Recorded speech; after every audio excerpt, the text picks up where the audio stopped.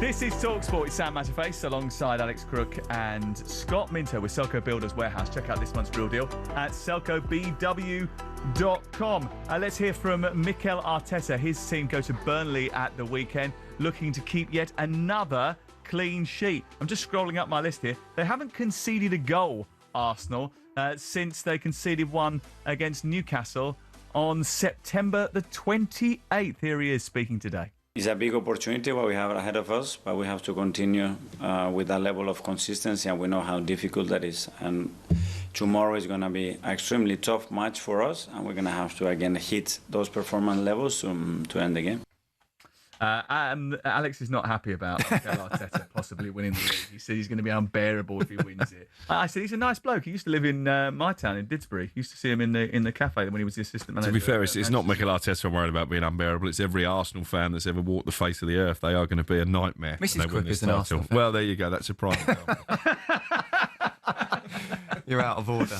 They've got a great opportunity, haven't they? And they've got a good opportunity, Scott, to amass a decent lead here, because no disrespect to the next two opponents in the Premier League, but if you're going to win the title, you've got to be going to Burnley and Sunderland and winning.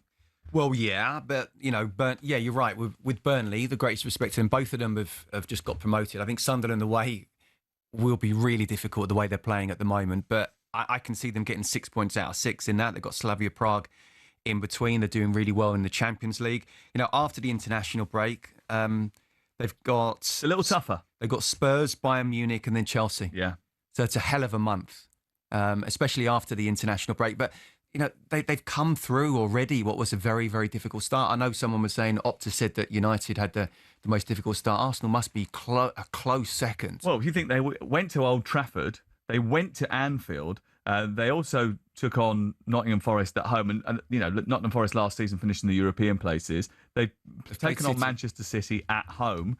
They've gone to Newcastle. I mean, it's not the hammered Atletico Madrid in the Champions League as well, which felt like a real statement. Yep. So the really difficult places to go, or the teams that will be up there, they've played away from home. Obviously, Manchester City not. But they are tough places, and they've come through, and they are where they are in the league. And look, with the greatest respect to Bournemouth and to Sunderland as well, you're still looking at Manchester City and Liverpool. There's a gap there already. Well, they're 4 points clear of Bournemouth, but they're 6 points clear of Manchester City, and they are 7 points clear. 6 and 7. Again, if Bournemouth finish in a European place, the old 6-7. No. Do you know what? Did you? Do you know what? My daughter's been trying to shoehorn that into a programme, and you've done it. You've done it. 6-7. 6-7. Word of the year, apparently.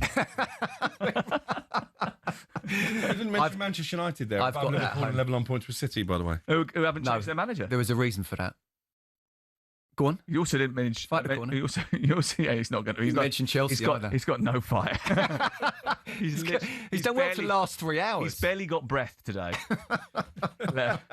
Has anyone got a towel, by the way? Because it's very, very, very. The geezer behind him has had more. We need the makeup lady again, don't we? Just to come and give us a little dab before the end of the show. But it's a great opportunity for Mikel Arteta and Arsenal. And look, who knows? By the end of the month, they could, because Liverpool playing City as well. They're going to win it. Be even double figures. They are definitely going to win. Saying they could. Well, they are. They should. They're going to win it. And do you know what? There is, as I said to you on the podcast this morning, there is a part of me that I do want them to, because I think it's sort of. You're a Chelsea fan. I know, but I just think that he's done a very good job, and I also think that it shows the merits of a project, and he was allowed. Yeah.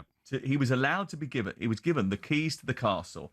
He was allowed to get rid of players that he didn't want, big characters on big money. He was allowed to rebuild the team. He's gone through a couple of iterations of how the team should play. He's been working it out. Now he seems to have stumbled upon or eventually worked his way to the formula. And now they look like they've really got it. Now, look, it's only 9 games in. It's only October. It's only Halloween. There's still a few scary prospects to come. However, I still want they're in Chelsea. a great place. He did well there. If they do win it, do you think this Arsenal team is better than the Liverpool team that won the league last year? I think it's difficult to compare because there's different styles, isn't there? Because I think Liverpool really in control of a lot of games last season. Yeah. And Arsenal really in control of matches. Yeah. I don't concede many goals, but there was a little bit more adventure in that Liverpool team, I think. Good question. Also, it's only 9 games in. We don't know what's going to happen. 12:53 and Crookie's turned up. Good question. And that one to Robbie Fowler. So that's two good questions. Well done. That's The invoice 2 is- hours, 52 minutes. The invoice is definitely going in now. Yeah. I think they definitely got greater squad depth, haven't they? They have. And again, I talk about how I was there midweek and I looked at that bench and it's like just wow. Do you enjoy watching them? No, not at the moment. And I think they've got another gear or two left in them. But the question is, will Arteta let them take the handbrake off? Because at this Does he moment in need to? time, no, it doesn't. It's all about winning games. And Arsenal fans will not care one bit if they go all the way, like under George Graham, 1-0, 1-0, 1-0, as long as they win the title. Look, I know what you mean. Obviously, I want Chelsea or perhaps even West Ham to be right up there. But I think Mikel Arteta, 3 years on the trot, they've come so close. So I think it only feels right for them to step You're up, with but me. they've got to do You're it. with me. Listen, I want Chelsea to win the league. They're not going to win the league. They've not got the experience to do that. They're still in a development stage, and they're probably forever, it feels like, going to be in a development stage at the moment. But I think when you've built something the way they've built it, I think you followed the development of it over the course of 5 years. I think if it does come to fruition, there is a sort of nice ending to that story. I think it's a great example, and you can chuck this back to Manchester United, that you see what happens if you do hold firm. And because he's been under pressure on several occasions throughout that tenure. Finished 8th, did he, in his first season? Yeah, and Won the FA Cup. And obviously, do you remember the start of it? What was it, 3-4 seasons ago, where that they started off really badly, and I think there was an international break, and Norwich was Lost to Brentford straight in their after, first and day. going into that game was Yeah. absolutely key as well. They've been runners up. I think it's a natural progression to do that, and it's a perfect opportunity now. They've got the best squads. You know what he's very worried about, though, don't you? Because we won the Premier League All Access on Monday when he started to spout fears that maybe Arsenal might win. I was just about to chuck that out there. It's not just the Premier League. That result against Atletico Madrid. Now, I know Atletico are not quite the defensive force they once were under Diego Simeone, but to beat them so convincingly, that is a result that will resonate around Europe. And if they get something against Bayern Munich, I think you've got to start taking them seriously in the Champions League as well. Look, you've got to take them seriously anyway, but they beat PSG, before Christmas last season. We know what happened with PSG. I think Champions League is going to be very, very difficult, especially if you're combining the two.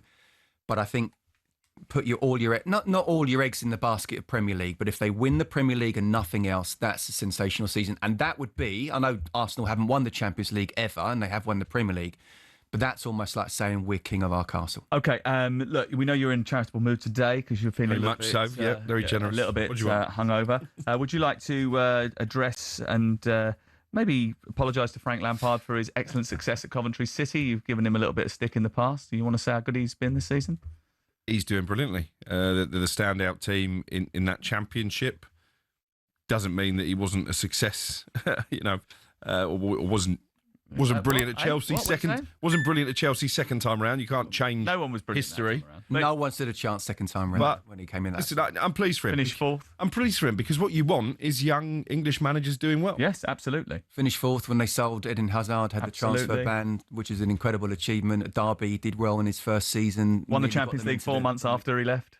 Absolutely. They picked the right time to come to Everton, the bottom, we because know, was a you look at the difficult place. championship. The three teams who've gone down are no great shakes, are they? Yeah, but they were unlucky last season. What the impact he made Wow. from last season, and everyone will admit that they were the better sides out of them and Sunderland. So he's absolutely, I think he's done really well. Matt Grimes was a big signing the previous January, and they didn't do too much apart from get them very, very fit, get the ball wide, get crosses in, scoring for fun. I hope he takes them up.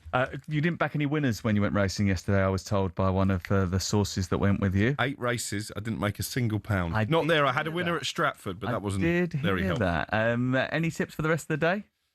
I've got one for you. Go on, here we go. Get to bed. After we're having a cheeky one, though. Yeah, we'll have a cheeky one first of all. We have a little bit of a debrief. Coventry City are playing Wrexham tonight. The racecourse ground. They take on Wrexham live on talkSPORT 2. Kick-off is 7:45 tonight. Remember the live football over the weekend. We've got Liverpool Aston Villa for you. 8 o'clock on Saturday night. And then on Monday Night Football, it starts a week of non-stop live commentaries. Sunderland against Everton is only on talkSPORT. Andy Jacobs and Paul Hawksby are next.